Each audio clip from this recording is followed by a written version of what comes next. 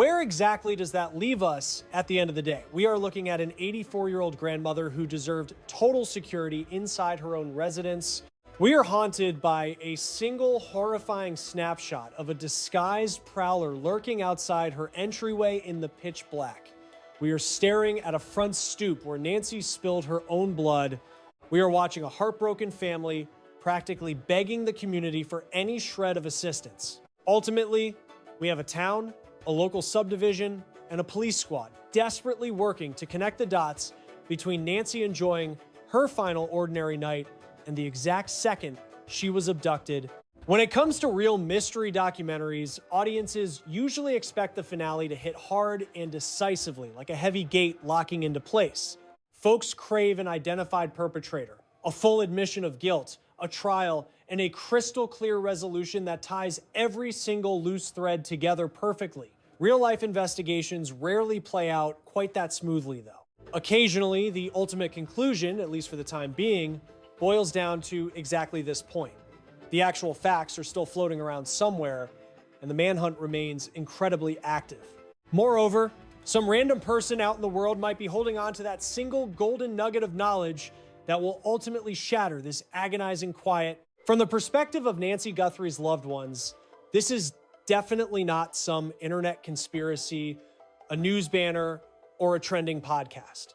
This is their mom who never walked back through the front door. It is 4 agonizing weeks of anticipating her return that has horribly dragged out into over 5 total weeks. It means getting out of bed each morning, asking the exact same thing, and hitting the pillow every single evening completely empty-handed. Savannah Guthrie openly stated to the press that she was still holding on to her faith. Amidst a tragedy this incredibly bleak, optimism might just be the absolute toughest emotion to maintain. Nevertheless, it remains the one life raft her relatives absolutely declined to release. Therefore, this film wraps up right exactly where the actual investigation currently sits right now. Completely unsolved, deeply agonizing, and incredibly incomplete. A perfectly silent residence down in Tucson, a massive pile of floral tributes and handwritten cards stacked by the fence, a disguised shadow lurking in the dark, and an individual by the name of Nancy Guthrie just waiting to be brought back home. On March 2nd, Tommaso stepped out publicly alongside Annie and Savannah Guthrie, visiting the expanding tribute outside Nancy Guthrie's Tucson residence. The public reacted exactly as you would expect them to in these situations. Onlookers scrutinized his every move, analyzing far more than merely his facial expressions or apparent sorrow.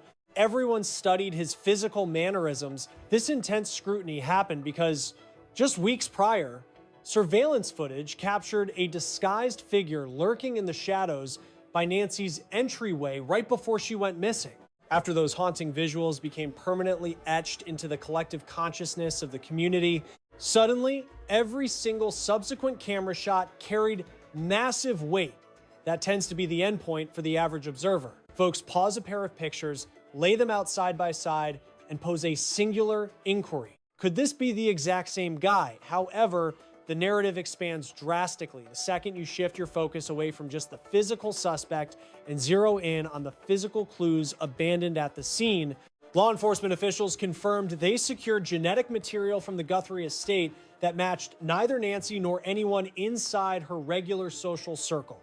Detectives additionally tracked down a stray hand covering roughly 2 miles down the road, perfectly resembling the gear sported by the disguised intruder on tape. That specific garment yielded genetic traces as well. Running the profile through the national database initially yielded absolutely 0 hits. Therefore, rather than finding a definitive solution, the investigation plunged into much darker territory. Detectives were left chasing multiple unidentified genetic footprints, lacking any officially named persons of interest, and staring down a crime scene that simply defied the logic of a lone wolf operation. When you really let that reality sink in, the entire dynamic of the investigation shifts, primarily because nothing about this offense felt hasty. Nancy Guthrie was an 84-year-old senior citizen. Police noted her severe physical limitations, highlighting her dependence on routine prescriptions and firmly stating she was entirely incapable of wandering off unassisted. Forensics eventually proved the crimson stains located on the veranda were definitively hers. Security footage showed a disguised individual messing with the porch surveillance tech during the pre-dawn hours. Immediately following that event, Nancy vanished without a trace. These details do not paint a portrait of a bewildered senior getting lost. Instead, they illustrate a highly coordinated criminal endeavor. Let us begin by analyzing the crucial time frame that continuously sharpens our understanding of the event. According to news outlets, the camouflaged individual was spotted attempting to permanently wreck Nancy's security lens mere moments before her medical device dropped its digital signal. That specific interval is absolutely critical. This delay is significant because it heavily implies a duration spent indoors. The perpetrator had adequate time to breach the perimeter. They had time to completely dominate the environment. There was sufficient time to transport a frail senior who, according to all public records, absolutely lacked the physical capacity to simply walk away solo. A solitary individual is entirely capable of committing horrific acts. Yet when a criminal act exhibits such clear indicators of precise scheduling, calculated logistics, meticulous preparation, and a clean getaway, you must entertain a theory that even the detectives have refused to dismiss entirely. The very real chance exists that multiple assailants orchestrated this nightmare. Furthermore, we must examine the actual visual evidence. The perpetrator was far from being just some hazy silhouette lingering faintly in the distance. Law enforcement broadcasted clear clips showing a camouflaged figure hovering by Nancy's threshold, fully decked out in black apparel, a knapsack, hand coverings, and a sidearm carrier. Detectives subsequently anchored their entire investigation around that specific individual. The piece of clothing discovered down the road looked absolutely identical to his gear. However, the genetic material pulled from that specific item failed to reveal his identity. Likewise, the biological evidence swabbed from the residence remained completely anonymous to the public. Ultimately, the primary hurdle facing detectives is not a total lack of clues. Rather, the frustrating reality is possessing concrete forensic proof that lacks a corresponding suspect. Therefore, we cannot introduce this saga as just another routine runaway file. It kicks off as a complex riddle woven from precise scheduling, sheer terror, eerie quiet, and tangible leftovers. An elderly lady gets a ride back to her residence following an evening meal. Several hours later, a disguised shadow materializes right on her welcome mat. Crimson stains are left splattered across the front steps. Demands for cash suddenly emerge from the shadows. The distressed relatives desperately beg the community for help. Authorities scour the area, analyze samples, cross-reference data, and hunt down tips. Yet the core of this mystery remains completely shrouded in darkness. Thus, prior to discussing specific suspects or diving into relative connections, and long before we dissect the individuals the web constantly obsesses over, you must comprehend exactly why this investigation continuously drags everyone toward one grim conclusion.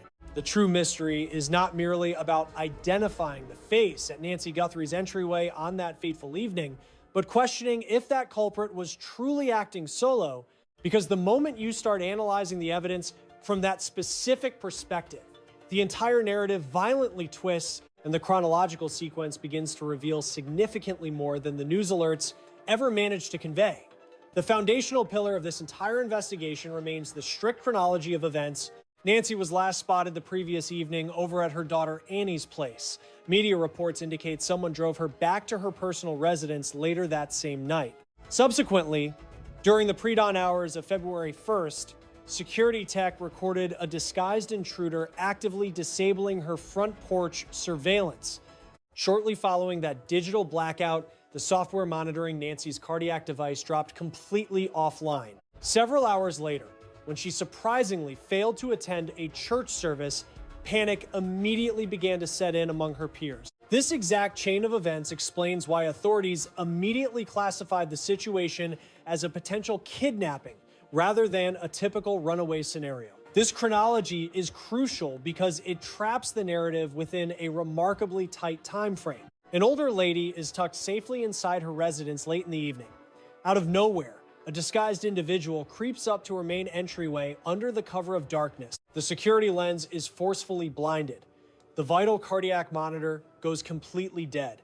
Next thing you know, Nancy vanishes into thin air. Once you map out those specific occurrences sequentially, the incident ceases to appear coincidental whatsoever.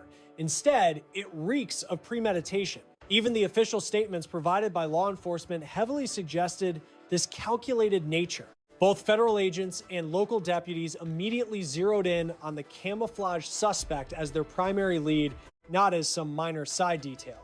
Soon after, investigators discovered the crimson stains on the veranda. Officials definitively verified that the biological material originated directly from Nancy. That grim discovery instantly shifted the entire psychological burden of the investigation. The situation escalated far beyond a simple search for an absent senior citizen. This became a harrowing tale of brutality arriving right at her doorstep. It highlighted a terrifying struggle occurring in that razor-thin margin, separating absolute security from complete erasure. That front stoop evolved into something much darker than just an entryway. It turned into the final confirmed spot where detectives knew for a fact that Nancy had stood. Yet, having that physical starting point did absolutely nothing to untangle the mystery. Things actually got weirder when footage revealed a disguised figure decked out in dark apparel, hand coverings, and a black Ozark Trail knapsack. Detectives eventually uncovered a piece of handwear nearby that initially felt like a massive clue, mainly because it perfectly resembled the one sported by the suspect in the video. For a brief window, it really felt like that abandoned item would finally crack the whole investigation wide open. Then the narrative took another sharp turn when Sheriff Chris Nanos confirmed the genetic material on it belonged to a neighborhood food service employee completely unrelated to Nancy vanishing. Ultimately, what seemed like the most promising piece of evidence completely fizzled out into nothing. This exact dynamic is exactly why the public remains absolutely obsessed with this tragedy. Whenever clarity feels just within reach, the facts vanish like smoke. Fresh evidence drops, capturing everyone's attention, only to crumble to pieces while the core puzzle remains untouched, leaving Nancy nowhere to be found. The media still cannot put a name to the disguised intruder, making the lingering doubts feel even more oppressive. If that discarded item was useless, where do they even look now? If the porch prowler managed to avoid leaving behind an obvious trail, just how thoroughly did he plan this out? The raw anguish shown by her relatives only underscored the horror of that reality. Shortly after she disappeared, Savannah Guthrie, alongside her relatives, stepped in front of the cameras to beg the community for any lead. Federal agents put up a bounty of up to $50,000 for tips that could bring Nancy home or put the perpetrators behind bars. Her loved ones eventually turned up the heat drastically, promising a staggering $1 million for details, resulting in her safe return. Dropping that kind of cash absolutely screams just how utterly terrified they had grown. It also proves her relatives were convinced that a bystander was sitting on critical secrets. Unfortunately, throwing cash at a problem rarely guarantees an immediate breakthrough. As the calendar flipped to early March, the investigation stayed active, agonizing, and clouded in mystery, leading Savannah to revisit her mom's property alongside Annie and Tommaso on March 2nd. The trio spent time taking in the makeshift tribute that had organically sprung up beyond the property line. Blossoms completely blanketed the ground. Random people had dropped off heartfelt messages, marking exactly 1 month since she vanished, and stepping back onto that turf made the trauma feel incredibly raw all over again. This ordeal had officially evolved way past being just another dusty police record. It morphed into a visible, gaping community scar resting right there at the driveway's edge, while everyone's minds stayed fixated on that terrifying snapshot of the guy on the porch. When it comes to mysteries of this magnitude, a single chilling visual has the power to dominate the entire narrative. A hidden face, blacked out gear, a rucksack, and a shadowy intruder lurking outside a senior citizen's residence during the dead of night. That specific frame burns into your brain because it represents the exact second right before everything shattered, acting as the ultimate embodiment of impending doom.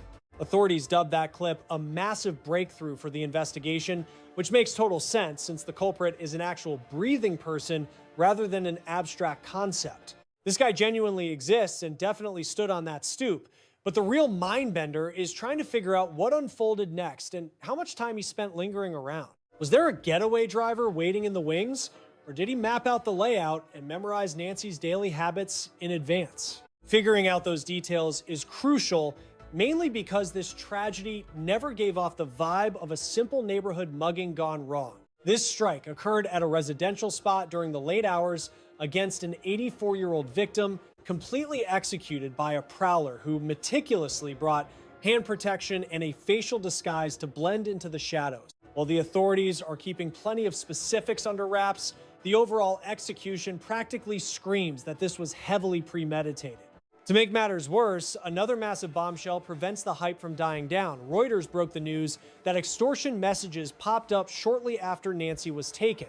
That revelation flipped the script entirely, implying the kidnappers actively tried to convince law enforcement and her loved ones that this was a straightforward cash grab. However, as the week dragged on, the strict timeframes linked to those threats expired without any payoff, leaving Nancy missing and the investigation stalled out. As a result, detectives found themselves juggling an absent victim, a disguised intruder, and a potential extortion scheme that only fueled the panic instead of offering solid leads. This is precisely the moment the narrative takes an even grimmer plunge.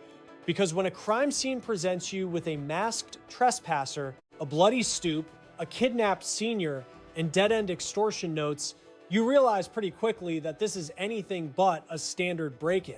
You are dealing with serious complexity, knowing an assailant trespassed onto the property and closed the distance enough to inflict physical harm. An unknown suspect permanently removed Nancy from the picture, clearly aiming to cause mass hysteria or simply not giving a damn about the fallout. This brings us straight into the inner circle of individuals who were hovering around Nancy during those last verifiable hours, alongside the wild speculation surrounding them, forcing us to navigate the blurry boundary dividing internet rumors from hard evidence. As the mystery expanded, the public outcry grew deafening. Keyboard warriors started throwing out accusations, matching facial features, analyzing physiques, and spinning wild conspiracies based entirely on paused security clips. Meanwhile, the police worked tirelessly to separate internet gossip from the actual prosecutable facts they were building behind the scenes. When early March rolled around, detectives still refused to officially name a primary target or even a casual person of interest. This silence held firm, despite Sheriff Chris Nanos teasing that his team was finally closing in on the lone wolf or crew behind the nightmare. That distinction is incredibly vital, mainly because wild hearsay always seems to outrun concrete proof when a mystery gets this massive. Caught right in the middle of this media frenzy was Tommaso, her son-in-law, and the final individual known to lay eyes on her prior to her vanishing. According to widely circulated reports, he was the one who gave Nancy a ride back to her place following a meal on the evening of January 31st.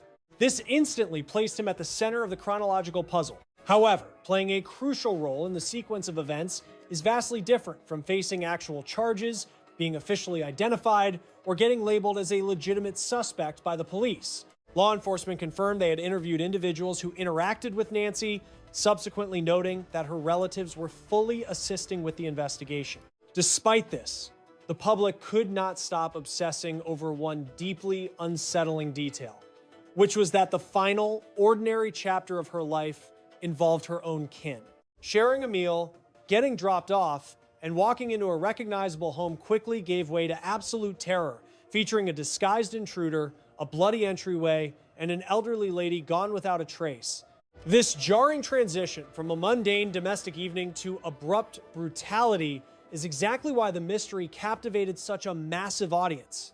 It forced observers to wonder if the culprit was a random stranger or someone lurking deep within her inner circle. Eventually, the internet latched onto a different identity entirely, shining a spotlight on an educator named Dominic, who used to play music with Tommaso. Web sleuths zeroed in on this guy due to his social ties and a perceived physical similarity to the disguised suspect captured in the broadcasted security footage. In response, the former musician publicly stepped forward to adamantly reject any connection to the crime.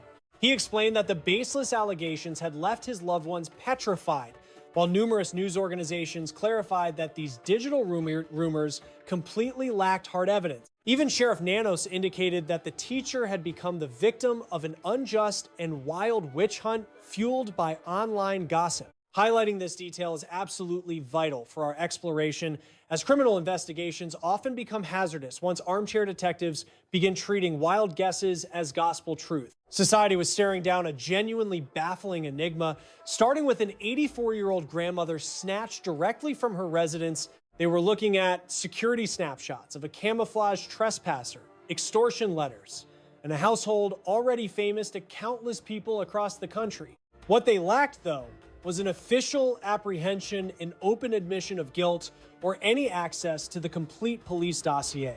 Therefore, even as rumors ran rampant across social media, the actual authorized perspective remained incredibly tight-lipped. The only certainties were that Nancy was kidnapped, the disguised suspect was the key, and detectives were quietly putting the pieces together. The one thing we can confirm is that authorities viewed this as a highly specific hit, prompting them to deploy massive assets almost immediately. Federal agents jumped into the fray right off the bat, putting up a hefty cash bounty before distributing security snapshots to prompt citizen lead. Following the broadcast of those pictures, journalists noted a massive spike in incoming calls, which reveals a rather profound truth.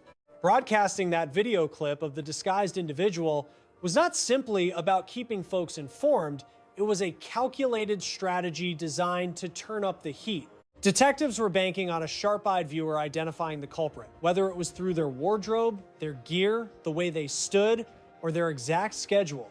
Law enforcement remained convinced that someone out there held the missing puzzle piece, yet the public sphere remained devoid of any major developments, turning that very quietness into a crucial element of the narrative. When her relatives showed up at the tribute site on March 2nd, the ordeal had devolved into an agonizing holding pattern filled with desperate television pleas, bouquets multiplying by the front door, and vague police briefings suggesting that progress was happening strictly away from the cameras, all while a vanished senior citizen was still nowhere to be found. Sheriff Nanos insisted his team was inching toward a resolution, yet he refused to deliver the one piece of information everyone craved, specifically the identity of the perpetrator.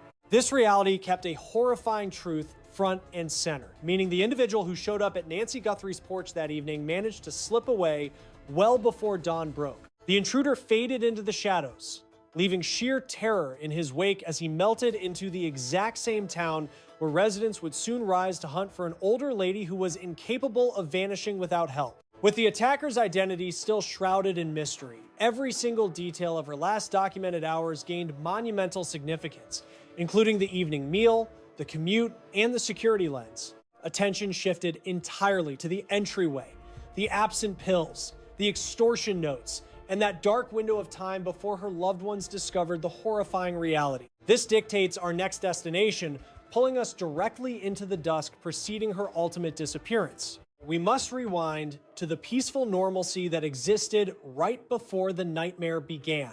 Returning to those final, ordinary moments is essential, as absolutely no one beyond that intimate gathering could have predicted that by morning, the entire city of Tucson would find itself glaring at a doorway, wondering how an 84-year-old could be snatched from her own residence without dropping a single solid clue. Grasping the evolution of this localized crime into a countrywide obsession requires an intense look at the last moments of peace. Nancy Guthrie made her final confirmed appearance on January 31st, 2026, over at her daughter Annie's place in Tucson, where everything appeared completely standard to the outside world. There were absolutely no breaking news alerts yet, nor were there any grainy security clips plastered across the television.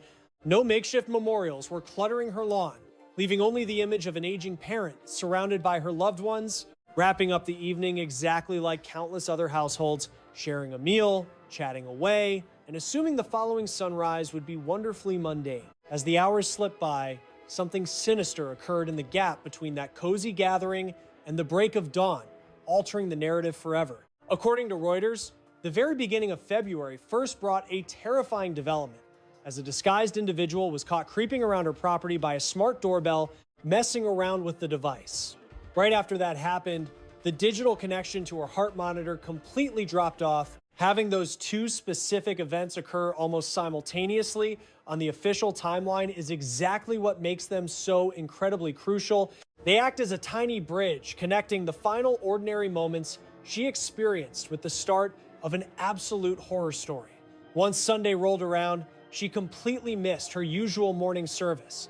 Missing that service served as the initial massive red flag indicating a terrible situation. When an elderly lady who thrives on a strict schedule skips a daily activity, it raises immediate alarm bells. Relatives always pick up on these subtle shifts immediately, which ultimately pushed her loved ones to start searching right away. It barely took any time before detectives officially classified her sudden vanishing as a probable kidnapping case. Panic quickly escalated when law enforcement announced she desperately required her daily prescriptions, which aggressively ticked the survival clock against her.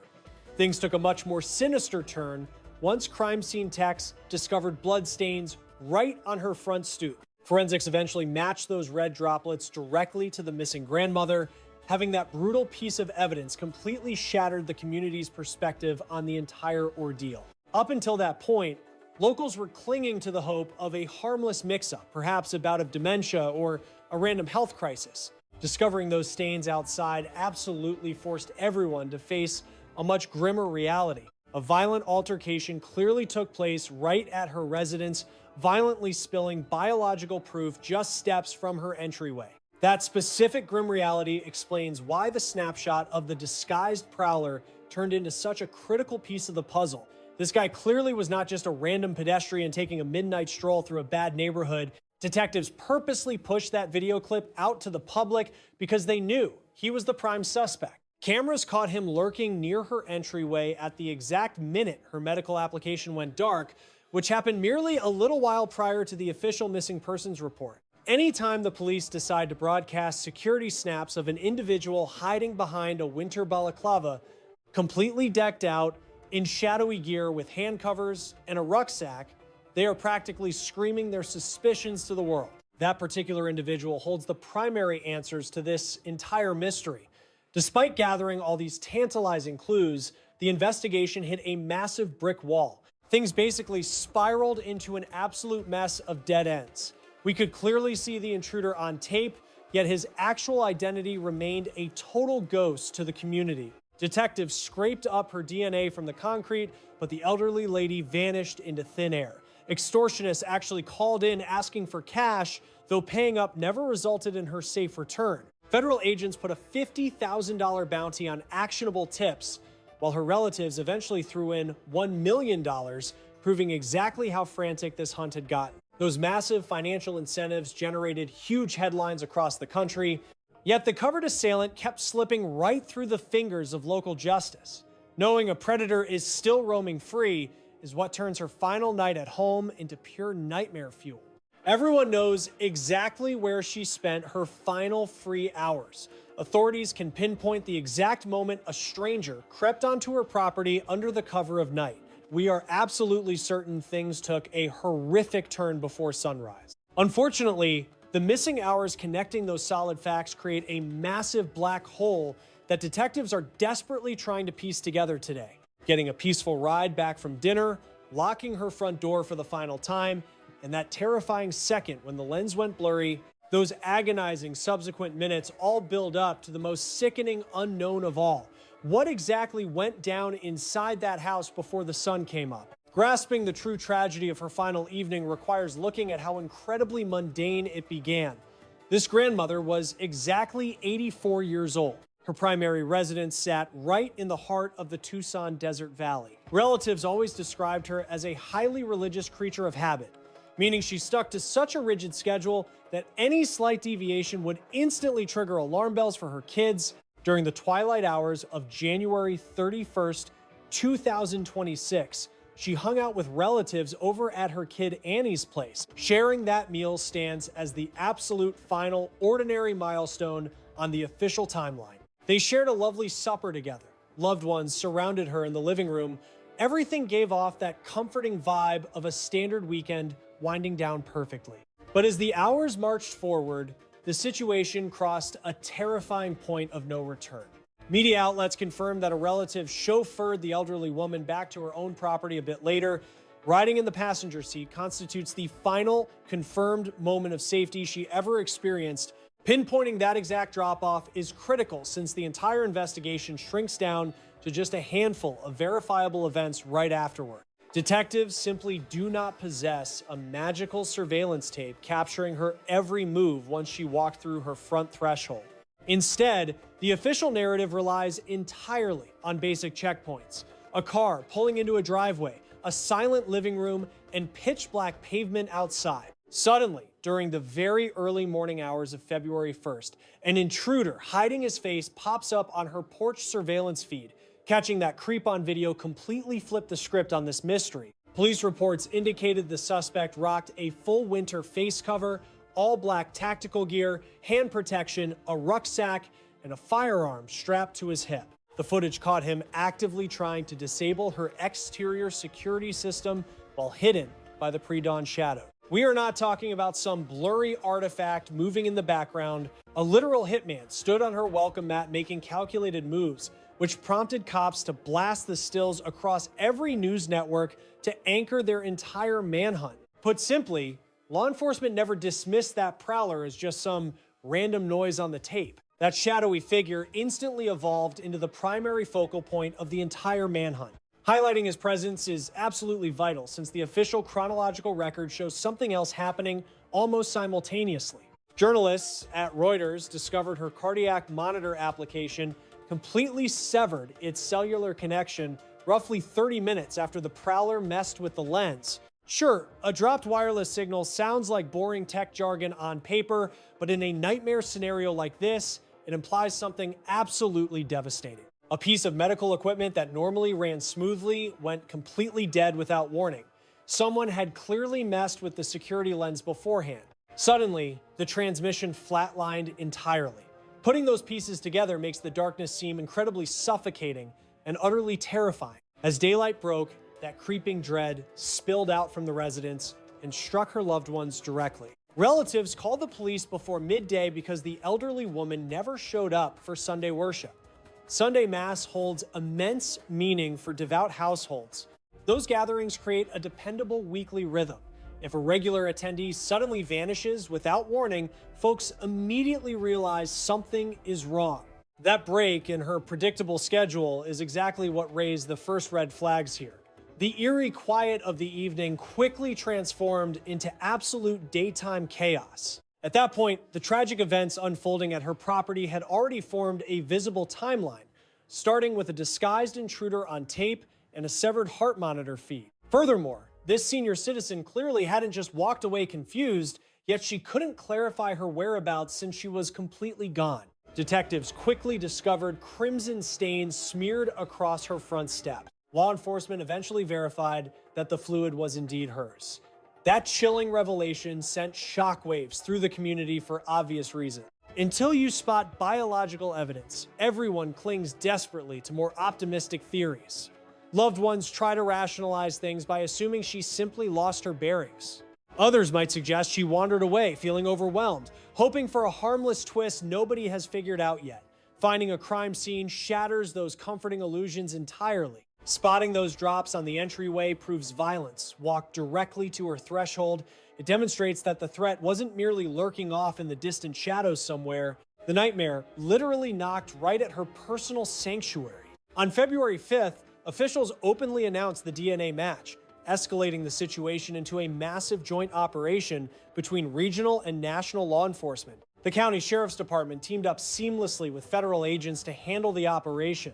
The search radius expanded significantly as fresh leads poured into the precinct. Keeping the agony private became impossible once the press realized the victim was the mother of television anchor Savannah Guthrie.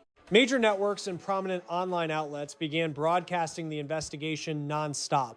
Unfortunately, celebrity status didn't help solve the puzzle. Rather, it amplified the overwhelming stress tenfold. Having millions of eyes glued to the screen doesn't automatically translate into actionable clues. Right about then, an entirely new level of horror was introduced to the narrative. Extortionists wanted cash. Journalists at Reuters broke the news that kidnappers had forwarded notes requiring financial payouts to secure her safe release. Extortionists set ultimatums for February 5th and February 9th, but both dates passed without any breakthrough whatsoever. The famous broadcaster and her brother pleaded tearfully on camera, begging to hand over whatever funds were needed to bring their mom back. Extortion attempts inject a uniquely agonizing torment into an already horrific situation. These ultimatums constantly shift the goalposts for law enforcement. They spark immense optimism while simultaneously fueling absolute panic. Relatives feel compelled to act to save their loved one, yet the ticking clock hints that the captors might just be playing cruel mind games with no intention of returning anyone safely. That constant psychological whiplash made the entire ordeal incredibly tough for ordinary citizens to stomach. Each breaking headline carried a brutal double edge. While giving folks concrete facts to grasp, the updates simultaneously deepened the horrific nature of the crime. Security footage put a terrifying face to the monster. The porch stains proved violence actually happened. The extortion notes forced her children to juggle desperate prayers alongside gut-wrenching anxiety. Despite all those mounting clues, the beloved grandmother remained missing. Detectives were dealing with way more than just a cold trail. The investigation burned hot, littered with dark hints pointing toward a catastrophe that the police simply couldn't verify on the record yet. Everything shifted on February 10th when the sheriff dropped the bombshell Ring camera footage showing the disguised suspect on the front steps. Handing that visual evidence over to the press marked an absolute turning point in the hunt. Releasing those creepy snapshots to the media wasn't just about keeping folks in the loop. It was a calculated tactic to squeeze the perpetrator. Cops essentially deputized everyone who lived nearby, worked with the suspect, or just happened to stroll through the area. They urged anyone who noticed a weird duffel bag, a specific slouch, an odd gait, or midnight creeping to step up and do their civic duty immediately. Citizens didn't need to picture a faceless boogeyman anymore. They stared right at the hooded silhouette lurking on a porch in the dead of winter. Following the broadcast, detectives begged locals to hand over any security tape showing shady characters or weird cars hanging around during the 4 weeks prior to the abduction. Deputies blasted an emergency push notification to everyone living within a 2-mile circle of the crime scene. Expanding the timeline proves law enforcement knew they had to look beyond the exact evening the victim was taken. Detectives dug through the past to see if this creep had stalked the property beforehand or spent time casing the entire subdivision.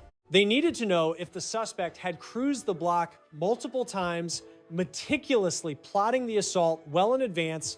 Expanding the net usually implies that cops think the nightmare began long before the guy stepped on the porch. The bad guy likely started by tracking her movements. He probably plotted everything out meticulously, taking note of how the block operated on a daily basis.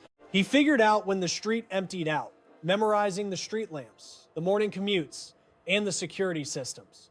Officials kept most of those chilling theories under wraps for obvious reasons. However, demanding video clips from weeks prior served as a massive tell for anyone paying close attention. This implied that detectives weren't merely wondering who showed up at NY's residence on that fateful evening. They were trying to figure out if someone had been scoping out the property long before the abduction even took place. Over the following days, the investigation continued to expand on an entirely different front as well. From a purely emotional standpoint, heartfelt tributes started piling up right in front of NY's residents. Bouquets, handwritten letters, and little community tokens representing both deep affection and lingering terror. Toward the end of February, pictures released by the Associated Press revealed an expanding makeshift shrine on the property. Those specific visuals are crucial because they perfectly capture the shifting perspective of the general public regarding this mystery. This situation had completely evolved beyond a standard law enforcement inquiry. It transformed into a solemn gathering spot, drawing in random people who simply wanted to offer some compassion since they felt otherwise completely powerless. An ordinary lawn had morphed into a communal space of agonizing anticipation. Meanwhile, Savannah Guthrie, alongside her relatives, continued to plead with the community. On February 24th, the household revealed a $1 million bounty for any solid leads, resulting in NY's safe return. Savannah expressed that their household was still praying for a divine intervention, even as they reluctantly acknowledged the terrifying reality they were desperately trying to avoid. The grim possibility that time had already run out completely. Those fiercely conflicting emotions were presented simultaneously within that single public plea. Optimism battling sheer terror. That is precisely the agonizing reality that relatives are forced to endure during these horrifying disappearances. They simply refuse to surrender their optimism, since that belief is the absolute last thread connecting them directly to their cherished family member. Yet they are also painfully aware that every single sunrise alters the odds of a positive outcome. Meanwhile, the Federal Bureau of Investigation kept their own separate financial incentive on the table. Combined, these substantial payouts highlighted the absolute critical nature of this ongoing search. It was not merely about detectives seeking out random clues. They needed some actual momentum. Authorities were actively trying to squeeze anyone who might be guarding the actual facts. Cash incentives and high-profile investigations generally accomplish a couple of distinct goals. They offer a golden bridge for a decent citizen who holds vital knowledge but remains absolutely terrified to step forward. Plus, they generate intense paranoia among anyone connected to the incident who might start panicking over the chance of an accomplice spilling the beans. Publicly, nobody officially confirmed this was the strategy here, yet the bounties undeniably established that underlying psychological threat. As the promised payout continued to increase significantly, the heavier the silence felt, constantly warring against the looming threat of someone eventually cashing in and snitching. Just as armchair detectives were struggling to piece together the existing fragments of evidence, the narrative unexpectedly shifted gears. A stray glove discovered near the perimeter initially seemed like a massive breakthrough. Initially, folks speculated that this item perfectly mirrored the handwear sported by the disguised intruder captured in that chilling surveillance video. For an investigation completely desperate for tangible forensic evidence, that detail felt incredibly monumental. Yet on March 4th, the local sheriff announced that genetic analysis proved the item actually belonged to a nearby food service employee and had absolutely zero connection to NY's vanishing. That specific type of revelation can feel absolutely devastating when tracking a real-life mystery. A promising lead bursting with potential instantly fizzles out into nothingness. The pathway you assumed was heading directly toward a solid answer abruptly slams into a brick barrier. This exact moment perfectly illustrates why following this investigation became an incredibly maddening experience for everyday observers. The security snapshots capturing the disguised figure were completely genuine. The blood evidence belonging to NY was fact. Those extortion texts were certainly authentic enough to terrify her relatives and heavily influence the direction of the manhunt. However, a piece of evidence that countless folks assumed would finally unmask the creepy visitor ended up being entirely worthless to the detectives. The more this mystery appeared on the verge of finally yielding some solid conclusions, the more it brutally emphasized just how incredibly far away the actual truth still remained. Within popular murder documentaries, audiences frequently assume that clues perfectly align and naturally steer cops toward a single obvious suspect. Actual police work is almost never that neat and tidy. Occasionally, the exact piece of the puzzle you desperately require is hidden beneath 10 completely useless red herrings. Despite suffering that massive letdown, law enforcement officials continued insisting they were pushing forward. During the beginning of March, Sheriff Chris Nano stated that his team was absolutely inching closer toward naming the individual, or perhaps a group of suspects, responsible for the crime. The specific phrasing he used was quite significant. His tone projected a strong sense of assurance, while simultaneously leaving a wide margin for ambiguity: a solitary perpetrator or potentially an entire crew. That is precisely why so much online speculation consistently circled back to the theory that this kidnapping required a coordinated effort.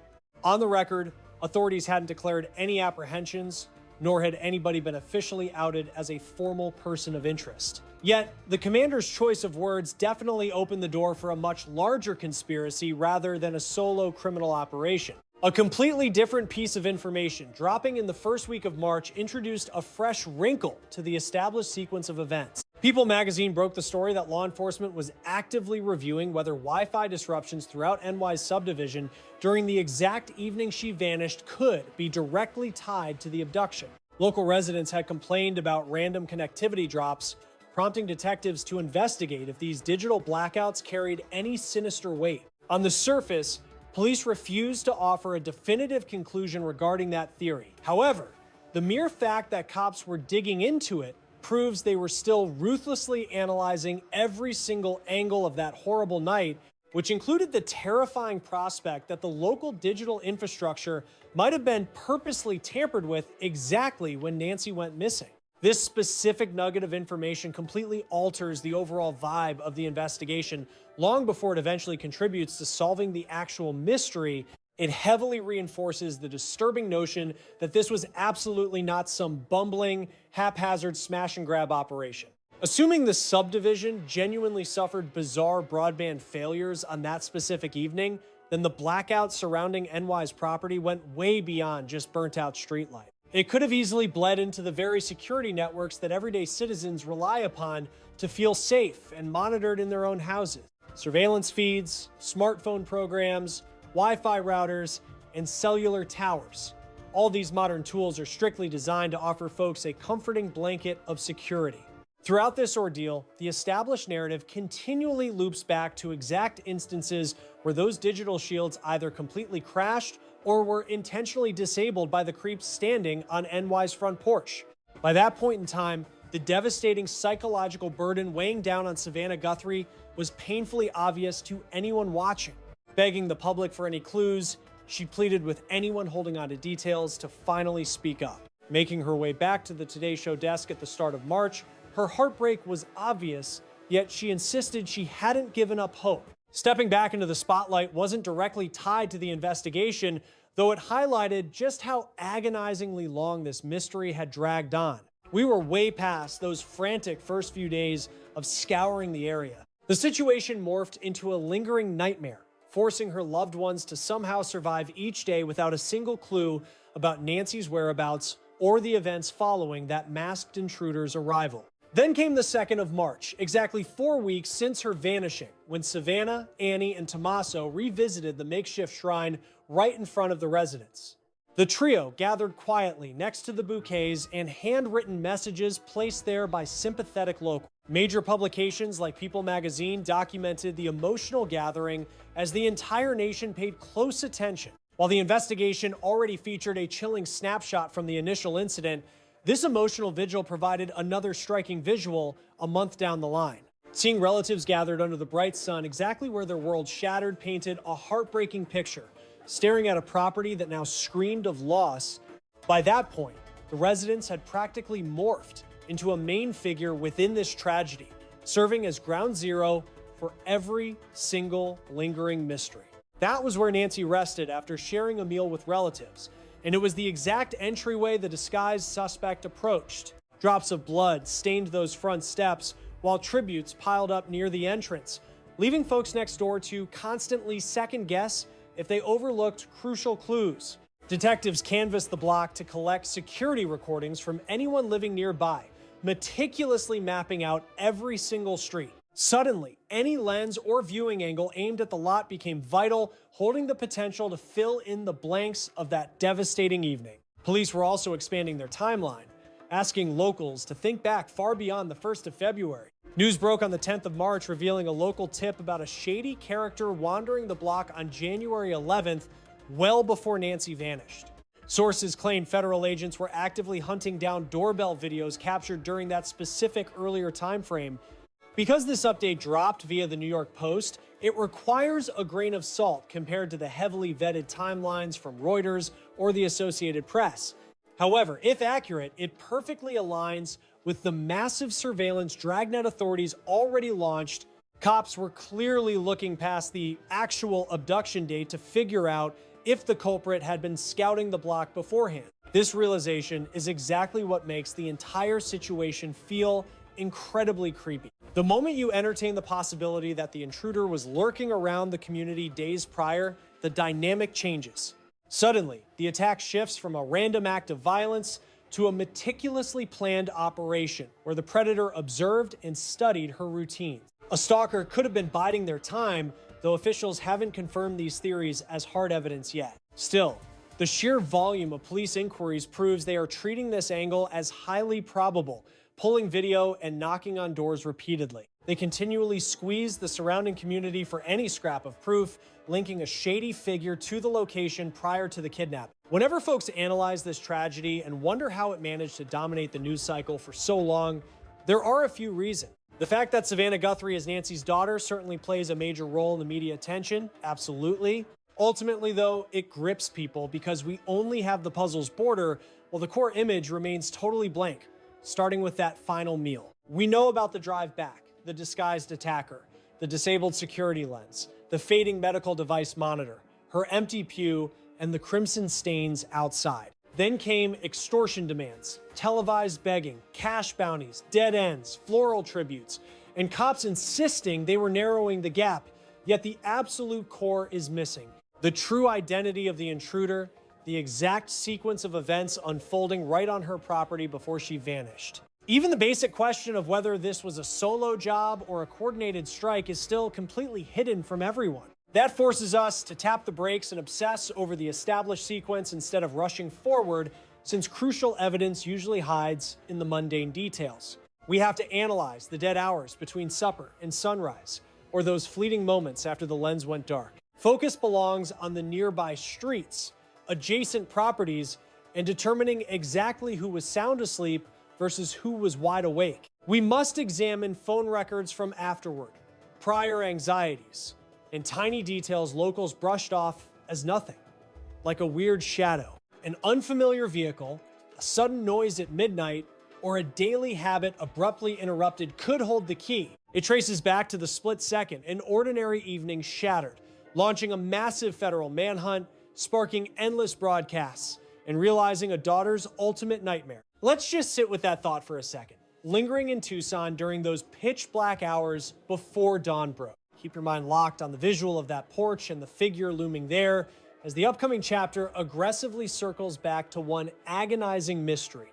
What truly went down during that tiny, undocumented time frame right after she walked through her entryway? Why does it feel like those few missing minutes contain so many dark secrets the world hasn't uncovered yet? This brings us to where things currently sit, because as of the 10th of March, 2026, Nancy remains unfound. Family members left her at her Tucson residence on January 31st, marking the absolute last time she was seen. Sometime after midnight on February 1st, a masked intruder was recorded messing with her front door camera. Roughly 30 minutes following that strange event, the digital application connected to her heart device completely dropped its signal. When Nancy never showed up for Sunday service later that afternoon, her concerned loved ones officially contacted the authorities about her sudden absence. Detectives eventually verified that the red stains discovered on the front steps actually belonged to her. From that point onward, the investigation has been a relentless roller coaster of terror, optimism, and sheer aggravation. Extortionists started sending ransom notes for her return. The Federal Bureau of Investigation stepped in to assist with the inquiry and put up a cash bounty. Her relatives eventually dialed up the heat by offering a massive $1 million incentive for any solid tips that could bring her back safely.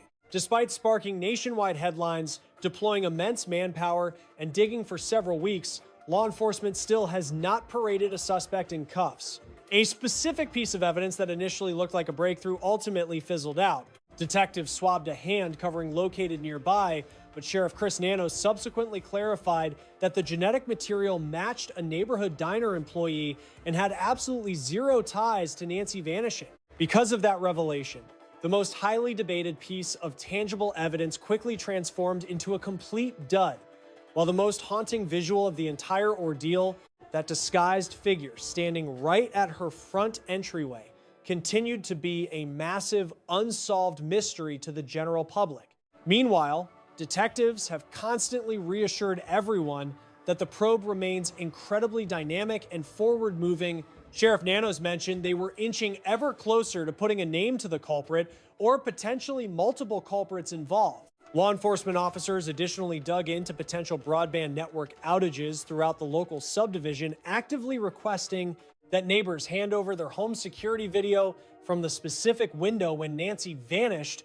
as well as clips from previous days detectives deemed critical. All of this proves that the investigation has absolutely not gone cold.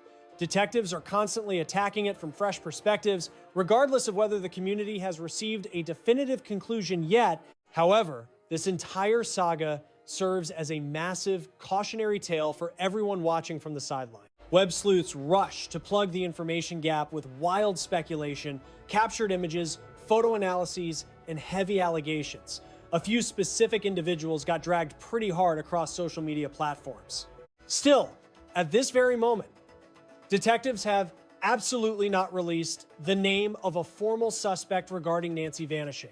And at least one guy who got tangled up in those internet rumors, Dominic Evans, forcefully rejected having any part in it and stated that the vicious claims severely terrified his loved ones. That distinction is crucial because exploring real criminal cases should be about hunting for facts rather than ruining innocent lives with reckless assumption. Here's what this case forces us to understand. Having forensic evidence is not the same as having answers. Detectives had DNA, surveillance footage, and extortion records, yet no arrest. The gap between solid physical evidence and a named suspect is where real investigations live and where public speculation becomes most dangerous. One man, Dominic Evans, was targeted online by web sleuths based solely on perceived physical similarity to the porch suspect. He had no connection to the crime. The sheriff confirmed it. The lesson: forensic proof without a match is a maze, not a roadmap, and mistaking a photo comparison for evidence ruins innocent lives. As of March 10th, 2026, Nancy Guthrie remains missing. The investigation is active. The suspect is unidentified. The core question, solo or coordinated, is still unanswered. If you recognize the gear, the build, the gait, or anything from the released surveillance footage, contact the Pima County Sheriff's Department or the FBI tip line immediately. Real cases are not solved by internet speculation. They are solved by one person with one real piece of information deciding to come forward. Nancy Guthrie is someone's mother, someone's grandmother. She deserves to come home. If you know something, say something, because silence is the only thing protecting whoever did this. An 84-year-old woman shared a meal with her family on the evening of January 31st. By dawn, she was gone. No confusion, no wandering. A disguised intruder appeared on her porch camera minutes before her cardiac monitor went completely dark. The lesson this case teaches is not just about one disappearance. It is about how a perfectly planned crime can leave investigators holding evidence that leads nowhere. Nancy Guthrie was physically dependent on daily medication and incapable of leaving alone. Law enforcement classified this as a kidnapping almost immediately. The suspect arrived in full tactical gear, black clothing, gloves, a rucksack, and a face covering. Every detail screamed preparation, not impulse. Detectives secured DNA from inside the home and from a glove found 2 miles away. Neither sample matched anyone in the national database. The glove near the road seemed like the breakthrough everyone was waiting for. It looked identical to the one worn by the suspect on tape. Sheriff Chris Nanos confirmed the DNA on that glove belonged to a local food service worker with zero connection to the case. The most promising lead became a dead end overnight. Then came extortion demands. Kidnappers set deadlines on February 5th and 9th. Both passed without Nancy's return or any confirmed exchange. The FBI joined the investigation. A $50,000 federal reward was posted. Her family raised the stakes to $1 million for any lead, resulting in her safe return. Investigators then expanded the timeline backward, requesting security footage from 4 weeks before the abduction. A tip surfaced, placing a suspicious figure in the area as early as January 11th. Detectives also examined neighborhood-wide Wi-Fi disruptions on the night Nancy vanished, raising the possibility that local digital infrastructure was deliberately jammed.